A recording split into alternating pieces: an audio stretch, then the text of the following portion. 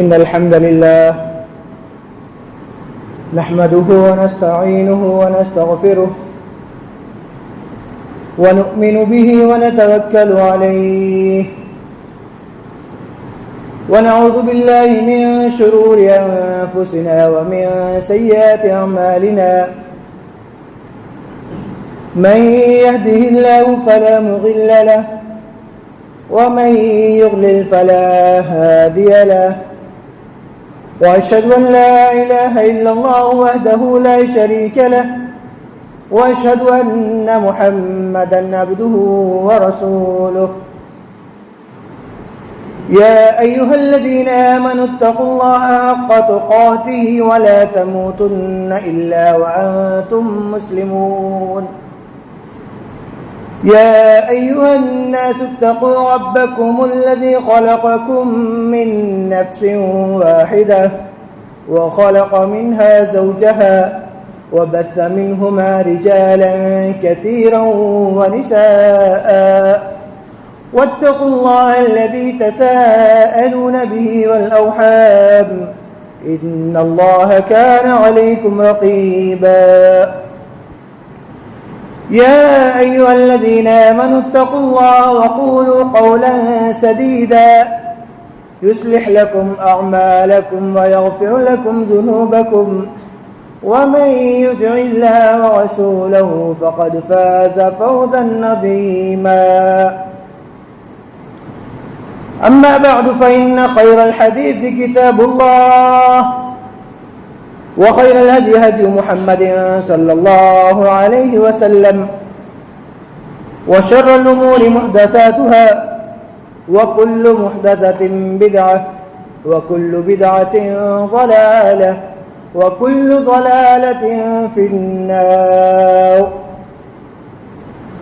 فأعوذ بالله السميع العليم من الشيطان الرجيم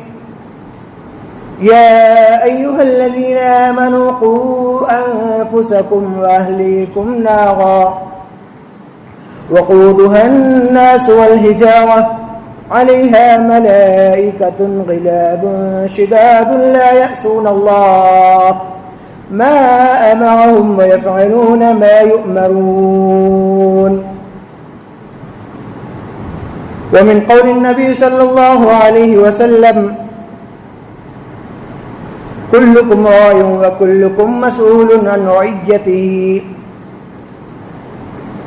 رب اشرح لي صدري ويسر لي أمري واحلل عقدة من لساني يفقهوا قولي اللهم انفعني بما علمتني وعلمني ما ينفعني وزدني علما اللهم رب زدني علما اللهم رب زدنی علما برادران اسلام حاضرین جمعہ، تعریفات و توصیفات اللہ وحدہ لا شریک کے لیے لائق و زیبا ہے۔ بعدہ درود و سلام نازل ہوں تمام انبیاء کرام پر، بالخصوص آخری نبی جناب محمد رسول اللہ صلی اللہ علیہ وسلم پر، اللہم صلی وسلم وبارک علیہ۔ برادران اسلام حاضرین جمعہ اور اسلامی ماؤں اور بہنوں، آج جس موضوع کو لے کر میں آپ حضرات کے سامنے کھڑا ہوا ہوں وہ تربیت اولاد ہے۔ اس موضوع کے تحت ہم اور آپ نے بہت مرتبہ بیان سماعت کیے ہوں گے، الگ الگ طریقوں سے ہم اور آپ کو یہ سمجھایا گیا کہ ہمیں اپنی اولاد کی تربیت کرنی چاہیے۔ اسی موضوع کو میں کچھ شک بنا کر کے، اس موضوع کے چند جز بنا کر کے میں آپ حضرات کے سامنے لایا ہوں۔ مثلا اس کے چند جز میں نے بنائے ہیں، وہ ان جزوں میں سے سب سے پہلا جز یہ ہے کہ تربیت کے معنی اور مفہوم کیا ہے۔ اس کے بعد اس سے ملتے جلتے کہ تربیت یہ کیوں ضروری ہے، تربیت والدین اپنی اولاد کی کیوں کریں، اور اسی طریقے سے تربیت کا آغاز کب سے کیا جائے، اور اسی طریقے سے بہت سے موضوع اور بھی بنائے گئے ہیں، انشاءاللہ ٹائم ملا تو اس کے اندر سمیٹنے کی کوشش کروں گا۔ برادران اسلام، حاضرین جمعہ، تربیت اس کے معنی ہوتے ہیں پرورش کرنا، پالنا، اور اسی طریقے سے اپنے بچوں کو صحیح تعلیم دینا۔ تربیت یہ ایک اپنے اندر بہت اہمیت رکھتی ہے۔ شرعی اعتبار سے اس کا مفہوم یہ ہوتا ہے کہ اپنے بچوں کو شرعی تعلیم دینا، اس کو عبادتوں کو سکھلانا، عقائد کو سکھلانا، اچھے آداب کو سکھلانا، بڑوں کے ساتھ کس طریقے سے رہنا ہے اس بات کو سکھلانا، گھر والوں کے ساتھ کس طریقے سے رہنا ہے اس بات کو سکھلانا، اور یہ تربیت کے معنی ہے۔ میرے بھائیوں، ہم اپنے معاشرے کا جائزہ لیتے ہیں تو ہم دیکھتے ہیں کہ ہم اپنے معاشرے کے اندر صرف تربیت کے ایک ہی پہلو کے اوپر روشنی ڈالے ہوئے ہوتے ہیں، اور وہ پہلو ہے کہ اپنے بچوں کو دنیاوی تعلیم دینا، اپنے بچوں کو اسکول بھیجنا اور اس کے لگتی تمام ذمہ داریوں کو پوری کرنا، اور اس کے علاوہ جو ہمارے اس دنیا میں آنے کا مقصد ہے، اپنی اولاد کو بہترین تربیت دینا مقصد ہے، یعنی کتاب و سنت کی تعلیم دینا، عمدہ اخلاق دینا، ہم اور آپ اس سے بہت دور ہیں۔ میرا موضوع کا پہلا جز یہ تھا کہ تربیت کا مفہوم کیا ہے، اس کے بعد دوسرا جز ہے کہ تربیت کب سے کیا جائے، تربیت کا آغاز کب سے کیا جائے، ہم تربیت کا آغاز کیسے کر سکتے ہیں۔ تو اس کے اندر سب سے پہلی چیز یہ ہے کہ ہم جب سے اپنی بیوی تلاش کرتے ہیں یا ہم اپنے اولاد کے لیے ایک لڑکی کی تلاش کرتے ہیں، تب سے اس کی اولاد کی تربیت کا مرحلہ شروع ہو جاتا ہے۔ یعنی ہم اپنے اولاد کے لیے بیوی تلاش کرتے ہیں تو بیوی تلاش کے اندر ایسی بیوی تلاش کرنا چاہیے جس کا گھرانہ تربیت یافتہ ہو، جو خود تربیت یافتہ، تعلیم یافتہ ہو، تاکہ ہمارے اور آپ کی اولاد کو اچھی تربیت مل سکے۔ یہی وجہ ہے کہ دینداری کو اسلام نے فوقیت دی ہے، لڑکی چننے کے اوپر فوقیت دی ہے۔ اللہ کے رسول صلی اللہ علیہ وسلم نے فرمایا کہ لڑکیوں کے اندر جو شادی کے لیے تلاش کرتے ہیں، 4 چیزوں کا خیال رکھا جائے، اس میں سے ایک یہ ہے کہ اس کا حسب نسب کیسا ہے، وہ مالدار ہے یا نہیں ہے، مالداری ہے تو اس کو چوائس کیا جائے، اور اس کے علاوہ اس کے حسب نسب کو دیکھا جائے، اور تیسری چیز جو بتلائی اس کی خوبصورتی کو دیکھا جائے، اور چوتھی چیز بتلائی وہ اس کے دین کو دیکھا جائے کہ اس کے اندر کتنی دینداری ہے، کس طریقے سے، کیا وہ صوم و صلات کی پابند ہے یا نہیں ہے، یا اگر وہ صوم و صلات کی پابند ہے، وہ نماز پڑھ رہی ہے، رمضان کے روزے رکھ رہی ہے، لیکن وہ زبان سے اول فول باتیں بک رہی ہے، وہ کچھ بھی زبان میں آ جائے وہ بولتے رہی ہے، بڑوں کی عزت اس کے سامنے کچھ نہیں ہے اور چھوٹوں اس کے اوپر رحم کرنے والی نہیں ہے، تو میرے بھائیوں یہ بھی نہیں چلے گی، کیونکہ اللہ کے رسول نے کیا کہا کہ وہ دیندار ہونا ضروری ہے۔ لہذا اس کے اندر عمدہ کوالٹی ہونی چاہیے۔ اپنے اولاد کی اچھی تربیت کرنی ہے تو سب سے پہلے کوالٹی کیا ہے؟ اپنی بیوی کو اچھی تلاش کرے یا اپنی بہو کو ایسی تلاش کرے جو تربیت یافتہ، تعلیم یافتہ، ادب یافتہ ہو، کیونکہ اللہ کے رسول نے فرمایا فَاظْفَرْ بِذَاتِ الدِّينِ، ایک طرف مال و دولت رہ گیا، ایک طرف اس کی خوبصورتی رہ گئی، ایک طرف اس کو حسب نسب رہ گیا، لیکن اللہ کے رسول صلی اللہ علیہ وسلم نے فرمایا کہ تم دینداری کو ترجیح دو، اگر تمہاری بیوی دیندار ہے تو تم اس کو سب سے پہلا نمبر اس کو تم اس سے راضی ہو جاؤ۔ تو کیا معلوم ہوا کہ اپنے اولاد کی تربیت کے لیے پہلی چیز کیا ہے؟ پہلی چیز بیوی، اچھی بیوی کی تلاش کرنا یا اچھی بہو کی تلاش کرنا، نیک بہو کی تلاش کرنا، اور اسی طریقے سے دوسری چیز اللہ رب العالمین سے اچھی بیوی کے لیے دعا کرنا۔ دوسرا ذریعہ کیا ہے؟ اللہ رب العالمین سے نیک بیوی کے لیے دعا کرنا کہ الہی تو مجھے نیک صالح بیوی عطا فرما، ایسی بیوی عطا فرما جو میری آنکھوں کی ٹھنڈک ہو۔ اور اسی طریقے سے جب شادی ہو جائے اس کے بعد بھی یہ دعا جاری رکھنا چاہیے کہ اللہ تو میری اولاد کی تربیت کرنے کی مجھے توفیق عطا فرما، اور کیا ہے؟ مجھے نیک صالح اولاد عطا فرما۔ اور اسی طریقے سے تیسری چیز کہ جب ہم بیوی کے ساتھ جمع کریں یعنی اس کے ساتھ سیکس کرے تو اس کے اندر اس بات کا خاص خیال رکھا جائے کہ جو شریعت نے جو دعا سکھلائی ہے اس دعا کا اہتمام کیا جائے، کیونکہ اس دعا کی وجہ سے شیطان کی شرارتوں سے وہ بچہ بچ جاتا ہے، جو حمل پیٹ کے اندر ہوتا ہے وہ شیطان کی شرارتوں سے بچ جاتا ہے۔ بہت سے بھائی شرم کے مارے اس چیز کو چھوڑ دیتے ہیں، بہت سے لوگ اس کو نہیں بیان کرتے ہیں، لیکن یہ ضروری امر ہے کہ وہ اولاد پیدا کرنے سے پہلے، اس کی اچھی تربیت کرنے سے پہلے اس فیلڈ کو بالکل صاف کر لے اور اس طریقے سے بالکل واضح کر لے کہ ہمارے اولاد کی تربیت ہمارے لیے آسان ہو جائے۔ لہذا معلوم ہوا کہ اولاد کی تربیت کا آگے کا مرحلہ، یہ آغاز کا مرحلہ یہ ہے کہ جب ہم اس سے مباشرت کریں یا جماع کریں یا سیکس کریں تو اس وقت دعا کا اہتمام کیا جائے جو شریعت نے ہم کو سکھلائی ہے۔ جب حمل ٹھہر جائے اس کے بعد برابر، پہلے سے تو دعا جاری ہے لیکن اس کے بعد بھی برابر اللہ رب العالمین سے دعا کرتے رہنا چاہیے۔ رب حب لی من الصالحین، رب حب لی من الصالحین، رب حب لی من الصالحین، ہاتھ اٹھا کر کے، چلتے پھر کے، راتوں کو بستر پہ سوتے ہوئے، دوستوں کے ساتھ بیٹھتے ہوئے یا کہیں پر بھی ہو، آپ ڈرائیونگ کر رہے ہیں تب بھی آپ یہ دعا پڑھ سکتے ہیں کہ اللہ تو مجھے نیک اولاد عطا فرما، صالح اولاد عطا فرما۔ لہذا معلوم ہوا کہ ابتدائی مرحلے کے اندر اس کے حمل کے دور سے ہی اس کے لیے دعا ضروری ہے،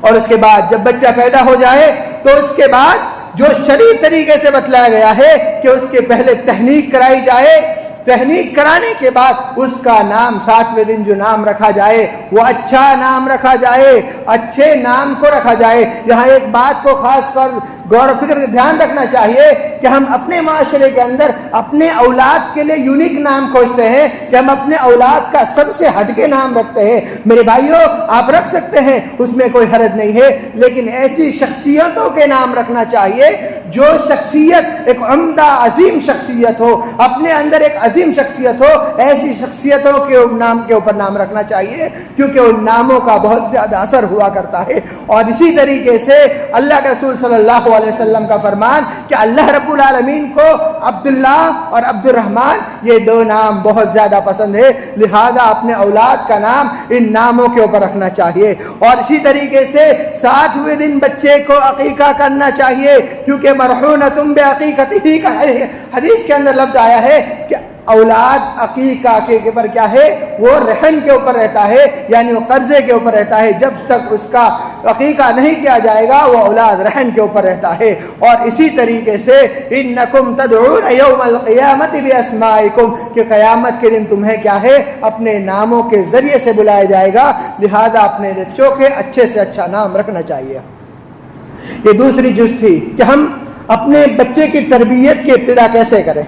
اب تیسرا جز اس میں کہ والدین اپنے اولاد کی تربیت کیوں کریں،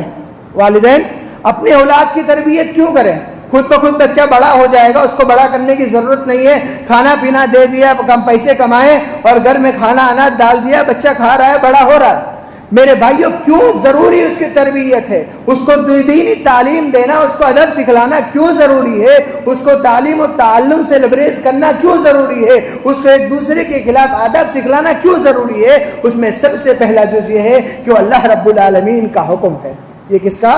اللہ رب العالمین کا حکم ہے۔ اللہ تعالیٰ قرآن کریم کے اندر ارشاد فرماتا ہے وَأْمُرْ أَهْلَكَ بِالصَّلَاةِ وَاسْتَبِرْ عَلَيْهَا کہ اپنے اہل و عیال کو کیا ہے، نماز کا حکم دو۔ یہاں ایک لفظ اہلک کا لگا، وَأْمُرْ أَهْلَكَ، ایک اللہ نے حکم دینے کے لیے کہا، کس سے کہا؟ ایک آدمی سے کہا کہ اپنے اہل و عیال کو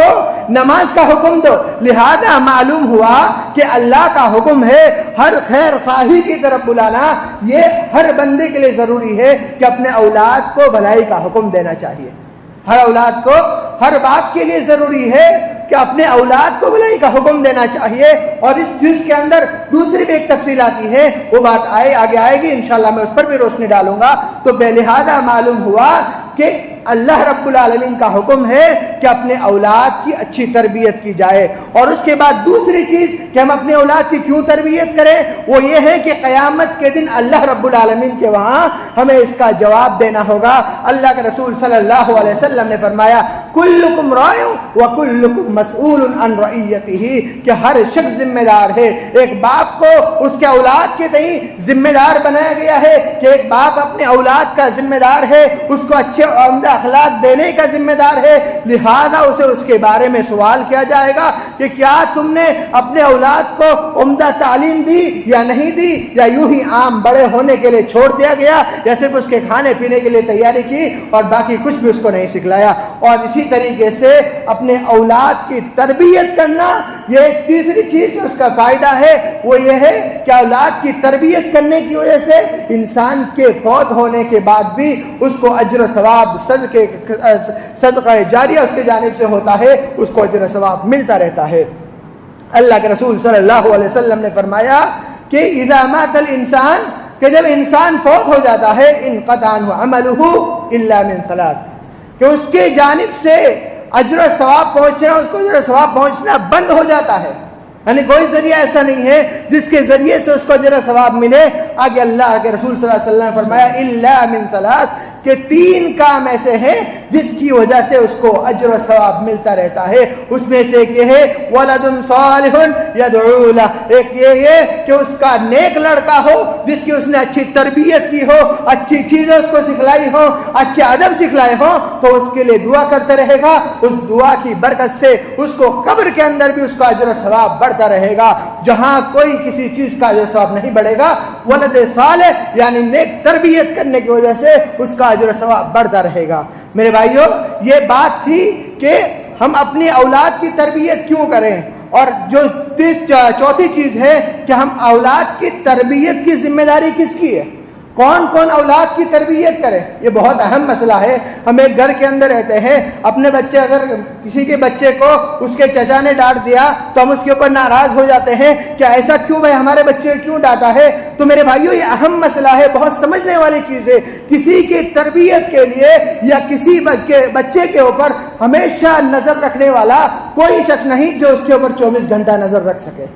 اللہ کی ذات کے علاوہ کوئی بھی ایسا نہیں ہے جو اولاد کے اوپر 24 گھنٹہ نظر رکھ سکے، لہذا پورے معاشرے کے اوپر ضروری بنتا ہے کہ اس اولاد کی تربیت کے اندر وہ حصہ لے، اور خاص طور پر والد یہ سب سے بڑا ذمہ دار ہوتا ہے اولاد کی تربیت کے لیے، کیونکہ وہ کیا ہے، والد ہوتا ہے، اور اولاد اس کے نیچے ہوتا ہے، اس کے رائی ہوتے ہیں۔ اور اس کے بعد ماں، یہ اس کا بھی ایک عظیم درجہ ہے۔ اگر ماں اپنے اولاد کو اچھی تربیت دیتی ہے تو بعض ساس ایسے کرتے ہیں، کبھی ڈانٹتی ہے تو بعض ساسیں کیا ہے، اس کے اوپر چڑھ جاتی ہے کہ اولاد کو مارنا نہیں، اولاد کو ڈانٹنا نہیں، وہ جو کرے اس کو کرنے دو، یہ ہماری اولاد ہے۔ میرے بھائیوں، یہ بدترین جملہ ہے، یہ بدترین عمل ہے، یہ ہمارے اور آپ کی اولاد کو غلط جگہ پر لے جانے والی چیز ہے۔ لہذا اولاد کی تربیت کے لیے ضروری ہے کہ ماں کو سب سے پہلا مدرسہ قرار دیا گیا کہ اولاد کیا ہے، ماں اولاد کے لیے سب سے پہلا مدرسہ ہے۔ ماں جس طریقے سے اپنے اولاد کو سکھلانا چاہتی ہے وہ اس طریقے سے پیار محبت سے نرمی سے اس کو سکھلا سکتی ہے۔ لہذا دوسرا ذریعہ کون ہوا، والد کے بعد ماں ہوئی، جو کیا ہے اپنے اولاد کی تربیت کر سکتا ہے۔ اور اسی طریقے سے اس ضمن کے اندر اس کے چچا، اس کے دادا، یا پھر جتنے بھی اہل یا رشتہ دار ہیں، وہ تمام چیزیں شامل ہے۔ جیسا کہ اس سے پہلے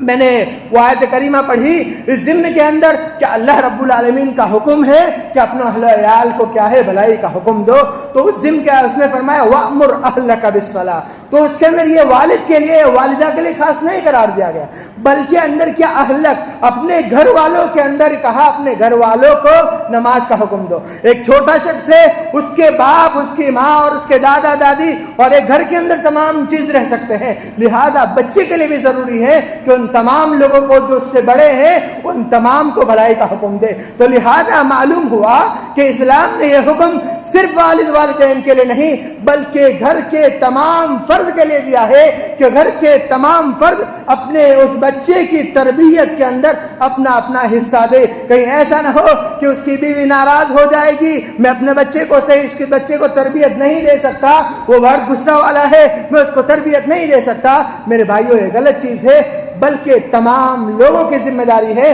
کہ اس اولاد کی اچھے سے تربیت کرے. پورے گھر والے کی ذمہ داری ہے کہ وہ اس اولاد کی اچھے سے تربیت کرے، چاہے وہ پھوپھو ہو، چچا ہو، خالہ ہو، ماموں ہو. تمام لوگوں کی ذمہ داری ہوتی ہے کہ اولاد کو اچھی چیزیں سکھلائیں اور بری چیزوں سے بچلائیں. یہاں اور ایک بات میں یہاں ایڈ کر دینا چاہتا ہوں، وہ یہ کہ میاں بیوی یا پھر بھائی بھائی مل کر کے کچھ باتیں بچوں کے سامنے ایسی کرتے ہیں جو ان کو وہ تعلیم دیتے ہیں جو انہیں آپ کو سکھلانے کی ضرورت نہیں. جیسے میاں بیوی ان کے دوسرے جیٹ داماد کے بارے میں، بڑے بھائی کے بارے میں بات کرتے ہیں، برائی کرتے ہیں، تو اس چیز سے بچہ خود بخود سن کر کے ان کی برائی ان کے اندر آ جاتی ہے اور پھر وہ وہاں جا کے کان لگاتا ہے، ٹوہمے لگنا سیکھتا ہے، وہاں سے ان کی باتوں کو سن کر کے یہاں بتاتا ہے اور یہاں کی بات وہاں بتاتا ہے. میرے بھائیوں، یہ بچے کی بد اخلاقی کے اندر شامل ہے اور اس کے اندر ہم نہ چاہتے ہوئے بھی اپنے اولاد کی ایسی تربیت کر بیٹھتے ہیں جو اس کے لیے نقصان دہ ہے، اس کے لیے مضر ہے. لہذا اس چیز سے، ایسی چیزوں سے بچنا چاہیے. اور اسی طریقے سے جو تیسرے لوگ ہیں جو اولاد کی تربیت کی ذمہ داری جن کے اوپر ہے، وہ اساتذہ ہیں، چاہے وہ آدمی کی صورت میں ہو یا پھر معلم کی صورت میں ہو یا معلمہ کی صورت میں. جو ان کے اساتذہ ہیں ان پر ذمہ داری یہ ہے کہ صرف ان کو تعلیم تک محدود نہ رکھے، ناظرہ پڑھانے تک محدود نہ رکھے، کتاب گردانی تک محدود نہ رکھے، بلکہ ان کو اچھے آداب، اچھے اخلاق سکھلائے. بچیاں ہیں تو ان کو بیٹھنے کے طریقے سکھلائے، کس سے ان کو ہاتھ ملانا ہے، کس سے نہیں ملانا ہے، اس بات کا طریقہ ان کو سکھلائے، کون ان کا محرم ہے اور کون نہیں ہے. چھوٹے بچے ہیں، کس طریقے سے ان کو رہنا ہے، کس طریقے سے نہیں رہنا ہے. کچھ سمجھدار ہو ان کو اس چیز کو سکھلانا یہ اساتذہ کی ذمہ داری ہے. صرف اساتذہ کی ذمہ داری یہ نہیں کہ اس کو قرآن پڑھا دے، اردو پڑھنا سکھا دے، چند ایک دعا سکھلا دے اور نماز کا طریقہ سکھلا دے. میرے بھائیوں، یہ استاذ کا طریقہ نہیں، بلکہ استاذ کا طریقہ یہ ہے کہ اس کی تعلیم و تربیت کے اوپر مکمل دھیان دے، کہ اس کے چلنے پھرنے کو، اس کے بات کرنے کو، تمام چیزوں کے اوپر دھیان دے اور اس کو اس ماحول کے اندر ڈھلائے جو ماحول شریعت اسلامیہ کا ماحول ہے. لہذا یہ تیسری قسم ہوئی جو اولاد کی تربیت کے ذمہ دار ہے. چوتھی قسم علماء کرام، یہ تو استاد ہوئے، اور اس کے علاوہ چوتھی قسم کیا ہے؟ علماء کرام ہے جو اولاد، جو بچوں کے، معاشرے کے تمام بچوں کے، ان کو تعلیم دینے کے ذمہ دار ہیں، کیونکہ ان کے پاس کتاب و سنت کا درس ہوتا ہے، تعلیم ہوتی ہے، اللہ اور اس کے رسول کی باتیں ہوتی ہیں. ان باتوں کو ان بچوں کو سرل طریقے سے، آسان طریقے سے بچوں کے پاس سے گزرے تو ان کو سلام کرتے ہوئے گزرے، یا پھر ان سے بیٹھ کر کے پیار سے بات کرے، ان سے تھوڑی بہت مستی کرے تاکہ ان کی دل لگی ہو، آپ ان کو اچھے سے تعلیم دے سکے. لہذا معلوم ہوا کہ اساتذہ کے بعد تمام علماء کرام کی ذمہ داری ہے کہ وہ اولاد کو، جو معاشرے کے بچے ہوں، ان تمام لوگوں کو اچھی تعلیم دینے کے اندر، اچھی تربیت کے اندر مکمل ساتھ دیں. تبھی جا کر ہمارا معاشرہ حسن معاشرہ ہو سکتا ہے. اور پانچویں چیز جو ہے وہ پورا معاشرہ اس بات کا ذمہ دار ہے، اڑوس پڑوس ہے، پھر دور سے لگنے والے چچا ہے، پورے گاؤں والے. ایک بچے کی تربیت کے لیے بہت ضروری ہے، کیونکہ ہم اس امت کے اندر جو ذمہ داری اللہ رب العالمین نے عائد کی ہے وہ یہ کہ بھلائی کا حکم دینا اور برائی سے روکنا ہے. کنتم خیر امت اخرجت للناس تأمرون بالمعروف وتنہون عن المنکر. کہ امت محمدیہ کی ذمہ داری یہ بتلا دی گئی کہ آپ بھلائی کا حکم دیجئے اور برائی سے روکیے. لہذا معلوم ہوا کہ ایک معاشرے کے اندر ایک بچے کی تربیت کرنا صرف والدین یا اساتذہ، دادا دادی، چاچا، گھر والے کی ذمہ داری نہیں، علماء کی ذمہ داری نہیں، بلکہ معاشرے کے ہر فرد کی ذمہ داری ہے. میں ہوں، آپ ہوں، یہ فلاں دن کا، سب کی ذمہ داری، ہر مرد عورت کی ذمہ داری ہے کہ اولاد کے بچوں کی تربیت کے اندر اپنا ساتھ دیں. اور ایک بات یہاں عرض کر دینا ضروری سمجھتا ہوں کہ ہماری گھروں کے اندر کچھ جھگڑے ہو جاتے ہیں تو ہم اپنی زبان سے اول فول بکنا شروع ہو جاتے ہیں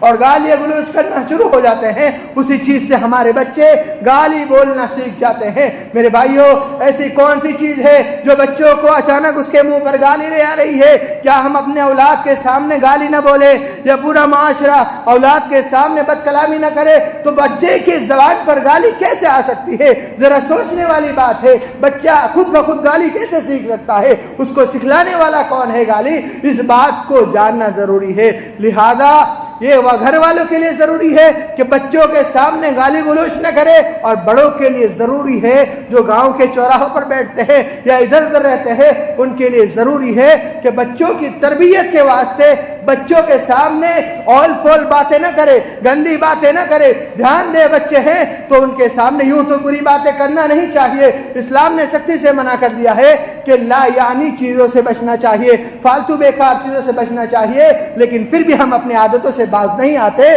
تو معاشرے جو آگے بڑھنے والا ہے، جو ہمارے ایک معاشرہ ایک درخت کی شکل میں آگے بڑھنے والا بچہ ہے، اس کا خاص دھیان رکھا جائے کہ اس کے سامنے ان چیزوں کو نہیں بدلنا چاہیے، ان چیزوں کو نہیں بولنا چاہیے۔ لہذا معلوم ہوا کہ تربیت اولاد کے اندر ذمہ دار کون کون ہے؟ والدین یعنی ماں باپ اور اس کے گھر والے، دادا دادی، چاچا چاچی، خالو پھپھو ماموں جو بھی ہوتے ہیں، وہ تمام لوگ شامل ہیں۔ اگر کچھ برائی کرے تو اسے روکے، اچھی تعلیم دے، اس کو صحیح سے سکھلائے، جو ادب ہے وہ سکھلائے، اور اس کے بعد تیسری چیز کیا ہے؟ اس کے اساتذہ ذمہ دار ہے کہ اس کو اچھی تعلیم دے۔ چوتھی چیز اس کے علماء، اس جگہ کے علماء یا کہیں کے بھی علماء ہو، ان کی ذمہ داری ہے کہ وہ بچوں کو اچھی تعلیم اور تربیت دے۔ اور پانچویں چیز پورا معاشرہ اس بات کا ذمہ دار ہے کہ وہ بچوں کو اچھی تعلیم دے۔ یہ ایک اہم موضوع ہے جو 5واں جز میں بنا کر لایا ہوں، وہ یہ کہ اپنے اولاد کی تعلیم، ہم تربیت کس چیز پر کریں، ہم اس کی تعلیم کس چیز پر دیں، اس کو کیا سکھلائے۔ تو میرے بھائیوں، اس جز کے اندر سب سے پہلی چیز کیا ہے؟ وہ یہ کہ بچوں کو توحید سکھلانی چاہیے، بچوں کو توحید سکھلانی چاہیے، کیونکہ ایک شخص کے اندر، ایک بچے کے اندر، ایک آدمی کے اندر اس کی کامیابی اس کو پا ہی نہیں سکتی جب تک کہ اس کے اندر توحید نہ ہو، جب تک کہ وہ اللہ رب العالمین کو پوری طریقے سے ایک ماننے والا نہ ہو۔ ہم اپنا معاشرے کا جائزہ لیتے ہیں، ہمارے بچے بڑے ہو جا رہے ہیں اور بڑے ہو کر کے جوان ہو رہے ہیں، شادی ہو رہی ہے، ان کے بھی بچے ہو گئے، لیکن ان کو توحید کے معنی اور مفہوم سے کوئی لینا دینا نہیں، کسی کو معلوم ہی نہیں توحید کیا چیز ہے، توحید کس چیز کو طلب کرتا ہے وہ معلوم ہی نہیں ہے، بلکہ اپنی منمانی سے ہم زندگی گزار رہے ہیں۔ اس بات کا ذمہ دار کون ہے؟ صرف عام علماء ذمہ دار نہیں، بلکہ والدین خود ذمہ دار ہے کہ والدین خود ذمہ دار ہے، کیونکہ انہوں نے اس چیز کی تعلیم ان کو نہیں دی۔ اپنے گھروں کے اندر بچوں کو توحید کی تعلیم نہیں دی، ان کو نہیں سکھلایا توحید کیا چیز ہے، کیونکہ انبیاء کرام کا یہ شیوا رہا ہے کہ اپنے اولاد کو نصیحت کرتے ہیں تو کہتے ہیں یا بنی لا تشرک باللہ، کہ میرے پیارے بیٹے اللہ رب العالمین کے ساتھ کسی دوسرے کو شریک نہ کرنا۔ یہ کیا ہے؟ حضرت لقمان علیہ السلام کو نے اپنے اولاد کو جو سب سے پہلے نصیحت کی وہ یہ کہ اللہ رب العالمین کے ساتھ کسی دوسرے کو شریک نہ کرنا۔ اور اسی طریقے سے حضرت یعقوب علیہ السلام نے بھی اسی طریقے سے کی کہ لا تعبدونی، کہ میرے بعد تم کسی دوسرے کی عبادت نہ کرنا۔ اللہ کی عبادت تو کر رہے ہو لیکن اس کے ساتھ کسی دوسرے کی عبادت نہ کرنا۔ میرے بھائیوں، معلوم ہوا کہ سب سے پہلی دعوت جو اپنے اولاد کو دینی چاہیے وہ دعوت توحید کی ہونی چاہیے، کہ بچوں کو توحید سکھلایا جائے، اللہ کے بارے میں بتلایا جائے کہ اللہ کی ذات کون ہے، اللہ کے رسول کی ذات کون ہے، ان چیزوں کو اس کو اللہ کے بارے میں اس کو مکمل طور پر سکھلایا جائے اور اس کو بتلایا جائے۔ اور میرے بھائیوں، یہ بچپنے سے ہم اگر اس کے اندر اللہ رب العالمین کا ڈر پیدا کرتے ہیں تو اس کے مرتے دم تک اس کے دلوں کے اندر اللہ رب العالمین کا ڈر رہے گا، اور وہ ہر گناہ کرنے سے پہلے اس کے دل کے اندر اللہ رب العالمین کا خوف پیدا ہوگا اور وہ گناہ سے بچ جائیں گے۔ اور یہ آپ کی یہ تربیت آپ کی کامیابی کا ضامن ہے، یہ آپ کو جنت میں لے جانے والی چیز ہے۔ لہذا اپنے اولاد کو سب سے پہلی تربیت توحید کی شکل میں دے۔ اور دوسری چیز جس چیز کی تربیت اپنے اولاد کے اندر کرنی چاہیے وہ عام عبادت کی کرنی چاہیے، کہ اپنے اولاد کو عبادت سکھلائے۔ اور ان عبادتوں میں بھی کیا ہے؟ نماز کو سب سے پہلے سکھلانا چاہیے۔ اللہ کے رسول صلی اللہ علیہ وسلم نے فرمایا مروا اولادکم بالصلاۃ وهم ابناء 7 سنین، کہ اپنی اولاد کو نماز کا حکم دو جب وہ 7 سال کے ہو جائے۔ جب بچہ 7 سال کا ہو جائے تو اسے نماز کا حکم دینا چاہیے، اور جب وہ 10 سال کا ہو جائے وَضْرِبُوهُمْ، تو اسے مارو اگر وہ نماز نہیں پڑھتا ہے۔ لہذا معلوم ہوا کہ عبادات کے اندر سب سے پہلے نماز کو سکھلانا چاہیے۔ اور اسی طریقے سے جب بچہ دھیمے دھیمے بڑا ہوتا ہے، 7-8 سال کا ہوتا ہے، تو اسی روزے رکھنے کی بھی تعلیم دینی چاہیے کہ اس کو روزہ بھی بڑے ہو کر کے رکھنا ہے۔ اور اسی طریقے سے آج جو ہمارے معاشرے کے اندر سب سے بڑا فقدان جو سب سے کم ہمارے معاشرے کے اندر پایا جاتا ہے کہ ہمارے بچے بڑے ہو جا رہے ہیں، جوان ہو جا رہے ہیں، بال بچے والے ہو جا رہے ہیں، لیکن ان کے دلوں کے اندر اللہ کے راہ میں خرچ کرنے کی کوئی بھاونا نہیں ہے۔ وہ اللہ کے راستے میں صدقہ کرنا جانتے ہی نہیں ہے۔ وہ یہ بھی نہیں جانتے کہ کم سے کم صدقہ اگر صحیح دل سے کیا جائے، اللہ اس کو قبول کر لے تو ہماری زندگی کامیاب ہو جائے گی۔ آج دیکھیے کوئی اگر مانگنے والا آتا ہے، چندے کے لیے آتا ہے، ہمارے کتنے بچے دیتے ہیں؟ نہیں دیتے۔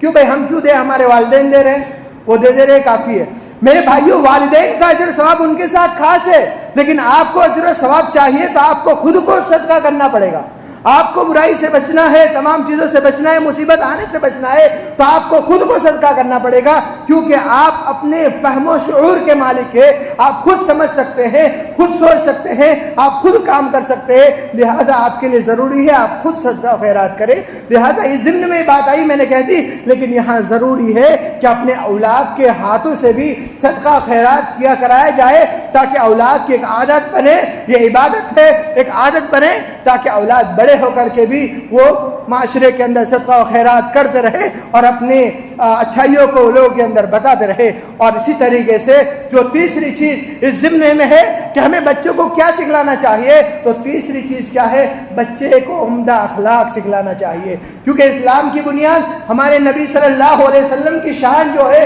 وہ عمدہ اخلاق ہے۔ انک لعلی خلق عظیم، اللہ رب العالمین نے اس نبی کے بارے میں کہہ دیا آپ عمدہ اخلاق کے مانند ہے، آپ عمدہ اخلاق کے مالک ہے، لہذا ان کے اخلاق کے اوپر لوگ اسلام لا رہے ہیں۔ تو تیسری چیز کیا ہے؟ وہ بڑی چیز اپنے اولاد کو اخلاق سکھلانا چاہیے۔ اخلاق کے اندر اپنے بچوں کو ہمیشہ سچ بولنا سکھلانا چاہیے۔ کہیں ایسا تو نہ ہو ہم خود جھوٹ بول رہے ہیں، باتوں باتوں میں جھوٹ بول رہے ہیں اور ہم یہ چاہ رہے ہیں کہ ہماری اولاد سچ بولے، تو میرے بھائیو ایسا نہیں ہوگا، بلکہ ہمیں خود بھی سچ بولنا ہے اور اپنے اولاد کو بھی سچ کی تعلیم دینا ہے۔ اور اسی طریقے سے سچ بولنے کی بہت اہمیت ہے۔ اللہ تعالیٰ نے کہا کہ یا ایھا الذین آمنوا اتقوا اللہ، کہ ایمان والو تم اللہ سے ڈرتے رہو، وقولوا قولا سدیدا، اور سچی اور سیدھی باتیں کرتے رہو۔ یہ اللہ کا حکم ہے۔ اور اسی طریقے سے اخلاق کے اندر دوسری چیز امانت داری ہے۔ اگر کوئی امانت ہمیں سونپا جائے تو اس امانت کو پورا کرنا ہم پر فرض اور ضروری ہے۔ اگر ہم نے خیانت کی تو یہ شریعت اسلامیہ کے حدود کے اندر آ جاتا ہے۔ لہذا اولاد کی تربیت کے اندر دوسری چیز کیا ہے؟ اخلاق کے اندر دوسری چیز کیا ہے؟ کہ اس کو امانت داری سونپی جائے۔ کوئی آپ کو امانت دے، کوئی چیز آپ کو رکھنے کے لیے دے، تو اس کو وہاں تک رکھے جہاں تک کہ وہ دوبارہ طلب کرے، اور جب وہ طلب کر لے تو اس کو جیسا ہے ویسا ہی اس کو لوٹائے، اس میں نہ کوئی کمی ہو نہ کوئی برائی ہو۔ ہم یہ کچھ بہانہ کرے کہ ہمارے پاس رہا ہے، ہم نے اس کی حفاظت کی ہے، لہذا ہمیں اس کا اجر چاہیے، تو میرے بھائیوں یہ اس کا مانگنا ہی غلط ہو جائے گا۔ امانت داری جس نے اس کو سونپا ہے، اسی امانت کو واپس اس کو سیم اسی حالت کے اندر لوٹانا ہے۔ اپنے اولاد کو دوسری چیز کیا ہے؟ پہلی سچائی تھی، دوسری امانت داری ہے، اور تیسری چیز اپنے اولاد کو شرم و حیا سکھلائے کہ شرم کیا چیز ہے، حیا کیا چیز ہے، اولاد کیا کہاں کیا بول رہی ہے، کس طریقے سے اس کو رہنا ہے۔ ننگے پھر رہے بچے تو ان کو بھی کپڑے پہننا سکھلانا چاہیے کہ وہ کپڑے پہن کر کے گھومیں، کیونکہ یہ کپڑے بچپن سے پہنانا یہ اس کے شرم و حیا کے اندر شامل ہو جاتا ہے۔ چھوٹی چھوٹی بچیاں ہیں، بڑی بڑی ہوتی ہیں، لیکن ہم یہ بھول جاتے ہیں، وہ جوانی کے قریب ہوتی ہے پھر بھی ہم اسے ایسے کپڑے پہناتے ہیں جس کے اندر سے اس کی جوانی ظاہر ہوتی ہے اور دوسرے لوگ اس کی طرف مائل ہوتے ہیں، اور ایسی صورت میں اس بچی کے اوپر گندی نظر پڑتی ہے۔ اور اس گندی نظر پڑنے کا جو سب سے بڑا ذمہ دار کون ہے؟ وہ اس کے والدین، اس کے گھر والے ہیں، اور وہ تمام لوگ ہیں جو اس کی تربیت کے ذمہ دار ہیں۔ لہذا ہمیں خود اپنے بچے کے شرم و حیا سکھلانی چاہیے اور ان کو اچھی تعلیم دینی چاہیے۔ اور جو چوتھی چیز ہے وہ اپنے بچوں کو ادب سکھلانا، ایک دوسرے کی عزت کرنا سکھلانا، اور ایک دوسرے کے ساتھ کس طریقے سے رہنا ہے وہ سکھلانا، بڑوں کی عزت کرنے سکھلانا، بچوں کے ساتھ رحم و کرم کا مادہ کرنا سکھلانا۔ یہ میرے بھائیوں یہ اخلاق کے اندر شامل ہے۔ یہ چیزیں ہمیں اپنے اولاد کو سکھلانا چاہیے۔ اور جو چوتھی چیز ہے کہ ہمیں اپنے اولاد کو کیا سکھلائے؟ وہ یہ کہ حلال کمائی کرے، حلال کمائی کر کے کھائے، کسی کا حق مال نہ کھائے۔ وہ کسی کوئی بچہ کچھ کھا رہا ہے اس سے لوٹ کر کے کھائے، اس سے لے کر کے زبردستی چھین کر کے کھائے، تو بچے کو وہاں تعلیم دیں کہ میرے بچے یہ غلط چیز ہے، اگر تمہیں کھانا ہے تو حلال طریقے سے کھاؤ، چاہے اس سے مانگ کر کے کھاؤ یا پھر اپنے پیسے سے وہ چیز لاؤ اور اس کے بعد کھاؤ۔ میرے بھائیوں، یہ تعلیم ضروری ہے کہ اپنے اولاد کو اچھی تعلیم دینے کے لیے اپنے بچوں کو حلال کمائی کھانے کی طرف بھی ترغیب دینا چاہیے، نہیں تو بچے بڑے ہو جاتے ہیں اور ان کو حلال حرام کی کمائی کے اندر کوئی فرق نہیں آتا اور وہ اس کے اندر پڑ جاتے ہیں اور وہ کمائی کو کھاتے ہیں، خود بھی کھاتے ہیں اور اپنے اولاد کے اوپر بھی اس کو صرف کرتے ہیں۔ میرے بھائیو، ضروری ہے کہ اولاد کی تربیت کے اندر حلال کمائی ہو، اور اسی طریقے سے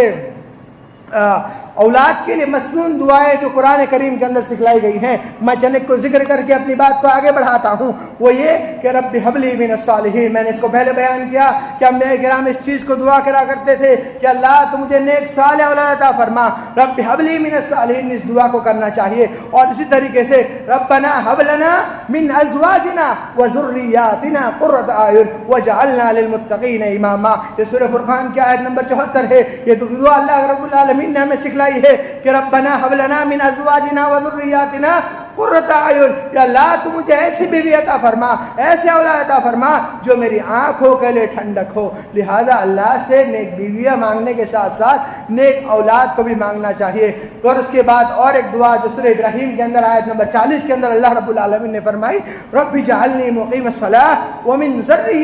ذریتی، کہ اللہ تو میری اولاد کو اور مجھے رب اجعلنی مقیم الصلاۃ، مجھے نماز قائم کرنے والا بنا، ومن ذریتی، اور میری ذریت یعنی میرے آنے والی تمام نسلیں، جو میری نسلیں ہیں ان تمام کو بھی نماز قائم کرنے والی بنا۔ اور اسی طرح دوسری بھی بہت سی آیتیں قرآن کریم کے اندر آتی ہیں جس کا ہمیں اہتمام کرنا چاہیے تاکہ ہمیں اس کے ذریعے سے، دعا کے ذریعے سے ہمیں اپنی تربیت، اپنے اولاد کی تربیت کے اندر ہمیں آسانی ہو۔ اور اسی طریقے سے ایک بہت اہم مسئلہ یہاں یہ ہے کہ ہماری اولاد بڑی ہوتی جا رہی ہے، جوان ہوتے جا رہے ہیں، چاہے وہ لڑکے کی صورت میں ہو یا لڑکی کی صورت میں، ہم انہیں حیا نہیں سکھلاتے، حیا نہیں سکھلاتے اور شرعی آداب نہیں سکھلاتے، کیونکہ بچے بڑے ہو رہے ہیں، ان کے اندر الگ الگ طریقے کے چینجز آتے ہیں، ان کے دماغ کے شعور الگ بدل جاتے ہیں، ان کے اندر مرد اور عورت کے درمیان کی چیزیں فرق جو ہے وہ ان کے اندر معلوم ہو جاتے ہیں۔ ابتدائی جوانی ہے، ان کے اندر شیطان ان کے پیچھے لگا رہتا ہے اور یہاں ان کو برائی کے لیے ورگلاتا ہے، تو وہاں چند چیزوں کو ضروری ہے، وہ یہ کہ اپنے اولاد کو سکھلائیں کہ جب وہ چھوٹے سے یہ چیز سکھلانی چاہیے کہ وہ اپنے ماں باپ ہے اس روم کے اندر داخل ہو تو اس روم کے اندر ڈائریکٹ داخل نہ ہو، اس روم کے اندر ڈائریکٹ داخل نہ ہو، ان سے پہلے اجازت لیں، دروازہ کو کھٹکھٹائے یا کسی طریقے سے بھی ان کو آگاہ کرے کہ میں آ رہا ہوں، اس کے بعد اس کے اندر داخل ہو۔ اور اسی طریقے سے جب بچہ 10 سال کا ہو جائے تو اس کے بستر کو الگ کر دینا چاہیے۔ ابو داؤد کی صحیح حدیث ہے، اللہ کے رسول صلی اللہ علیہ وسلم نے فرمایا کہ جب بچہ 10 سال کا ہو جائے وَفَرِّقُوا بَيْنَهُمْ فِي الْمَضَاجِعِ، کہ ان کے بستروں کو الگ کر دیا جائے، ان کے بستروں کو الگ کر دیا جائے۔ تو لہذا معلوم ہوا کہ بچہ 10 سال کا ہو جائے تو ان کے بستر الگ کر دینا چاہیے۔ یہاں بستر الگ کرنے کا صرف مطلب یہ نہیں کہ بھائی بہنوں کو الگ سلایا جائے، یہاں یہ مطلب بھی ہے کہ ماؤں سے بھی ان بچوں کو الگ کیا جائے۔ یہاں یہ مطلب نہیں کہ بھائی بہنوں کو الگ کیا جائے، بلکہ 10 سال کے بعد ماؤں کو بھی ان بچے کو الگ سلایا جائے، ان بچے کو بستروں کو الگ رکھا جائے، کیونکہ میں نے ابھی جیسے کہا کہ ان کے ذہنی توازن بدلتے ہیں، ان کے دماغ کے اندر الگ الگ طریقے سے سوچ آتے ہیں۔ تمام برائیوں سے بچانے کے لیے اسلام نے حکم دیا کہ ان کے بستروں کو الگ کر دیا جائے۔ اور اسی طریقے سے جو ہمارے معاشرے کا ایک ناسور بنا ہوا ہے کہ کزن کے بارے میں، ہم ایک گھر کے اندر رہتے ہیں، جوائنٹ فیملی ہے اور وہاں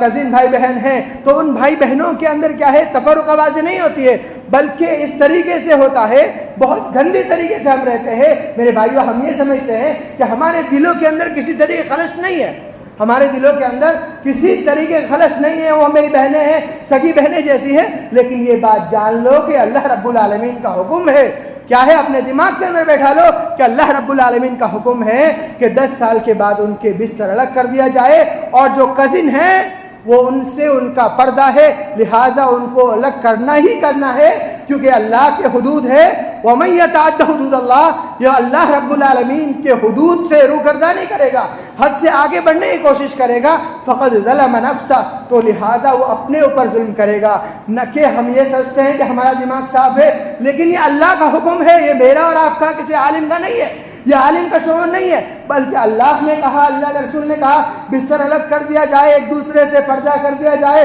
شرم و حیا کو اپنے گھروں کے اندر لازم کیا جائے، تو اللہ کا حدود ہے، اللہ کے حدود کے اندر جو قائم رہا تو ٹھیک ہے، لیکن اللہ کے حدود سے جو آگے بڑھا تو اللہ رب العالمین کہتا ہے فقد ظلم نفسہ، تو اس نے اپنے اوپر ظلم کیا۔ یہاں ظلم سے مراد کیا ہے؟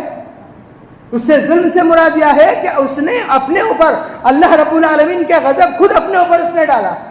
اللہ رب العالمین کی ناراضگی خود اس نے اپنے اوپر ڈالی ہے۔ اس کا مطلب یہ نہیں کہ اس نے اپنے آپ کو مان لیا، اپنے آپ کو چوٹ پہنچا لی، ایسا نہیں ہے، بلکہ اس کا مطلب یہاں یہ ہے کہ اس نے اللہ رب العالمین کے ظلم کو اپنے اوپر آنے کے لیے تیار ہو گیا، اللہ رب العالمین کو عذاب کو اپنے اوپر لینے کے لیے تیار ہو گیا، لہذا اپنے بہنوں کے اندر، اپنے گھروں کے اندر کزنز ہیں ان سے دور رہا جائے، جو حیا ہے، جو ان سے غیر ضروری چیزیں ہیں تنہائی میں ان سے نہ ملا جائے، اور اسی طریقے سے غیر ضروری اختلاط جو ضروری نہیں ہے اس میں اختلاط کر کے ساتھ میں بیٹھ کر کے گپ شپ کیا جائے، ادھر ادھر کی باتیں کیا جائے، اور اسی طریقے سے بے جا مذاق کرنا اور پردہ اور حیا کی تعلیم نہ ہونا، یہ میرے بھائیوں یہ اسلام کے حدود کے خلاف ہے۔ یہ بھی ہماری ذمہ داریوں میں آتے ہیں کہ ہم اپنے اولاد کی تعلیم و تربیت یہاں بھی کریں، کیونکہ اپنے اولاد کی تعلیم و تربیت کے بارے میں کل قیامت کے دن ہمیں پوچھا جائے گا، کیونکہ ہمارے اللہ رب العالمین کی پہلی بات یہ حکم ہے، اور دوسری بات یہ اللہ رب العالمین ہمیں اس کے بارے میں پوچھے گا،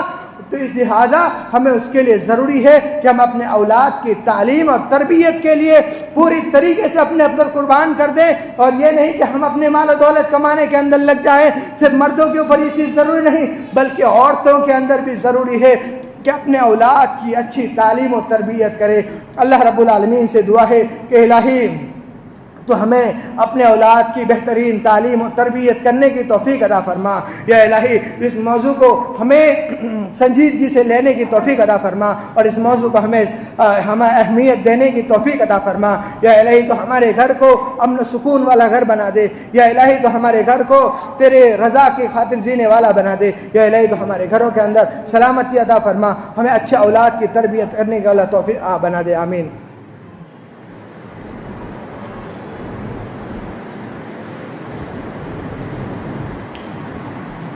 إن الحمد لله نحمده ونستعينه ونستغفره ونؤمن به ونتوكل عليه ونعوذ بالله من شرور أنفسنا ومن سيئات أعمالنا، من يهده الله فلا مضل له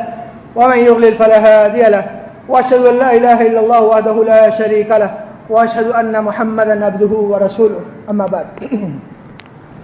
إن الله وملائكته يصلون على النبي يا أيها الذين آمنوا صلوا عليه وسلموا تسليما، اللهم صل على محمد وعلى آل محمد كما صليت على إبراهيم وعلى آل إبراهيم إنك حميد مجيد، اللهم بارك على محمد وعلى آل محمد كما باركت على إبراهيم وعلى آل إبراهيم إنك حميد مجيد۔ عباد الله رحمني ورحمكم الله، إن الله يأمر بالعدل والإحسان وإيتاء ذي القربى وينهى عن الفحشاء والمنكر والبغي يعظكم لعلكم تذكرون، اذكروا الله يذكركم وادعوه يستجب لكم، ولذكر الله تعالى أكبر والله يعلم ما تصنعون، أقم الصلاة۔